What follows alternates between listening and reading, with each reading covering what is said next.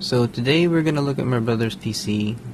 I noticed the other day when I was editing my video that the fans kept ramping up and down and the temperatures were getting out of control. So today we're gonna run a Prime 95 test to generate as much heat as we can and see where it lands. So here we go. Okay, so immediately temperatures spike up into the mid to low to mid 80s. He's currently using a Hyper 212 Evo.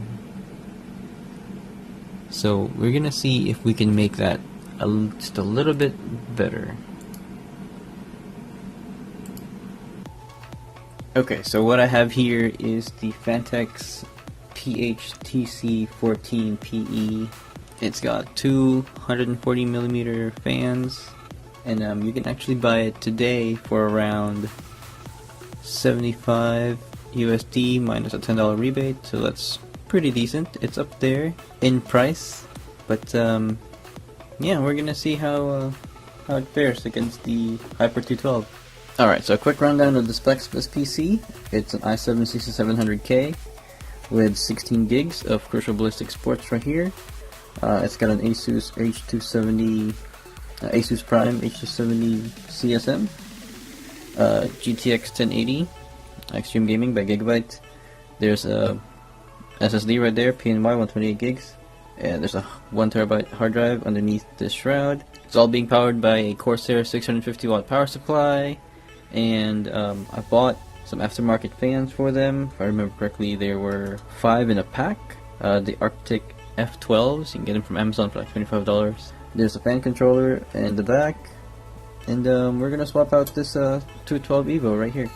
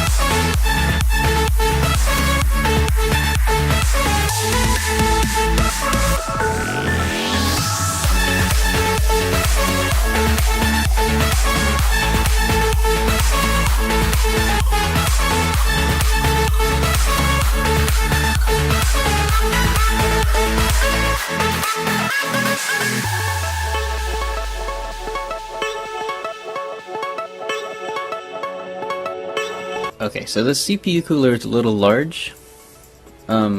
If you are going to purchase it, you might want to check some clearances with your case. Mine definitely protrudes outwards.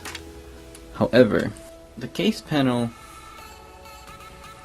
has a protrusion as well. So, in my use case,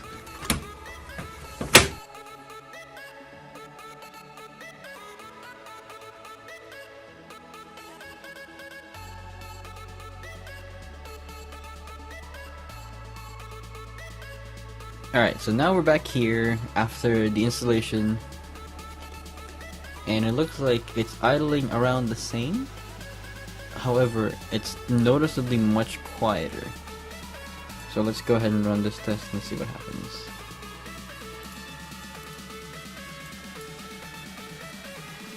Well, there's definitely that immediate jump into the 80s.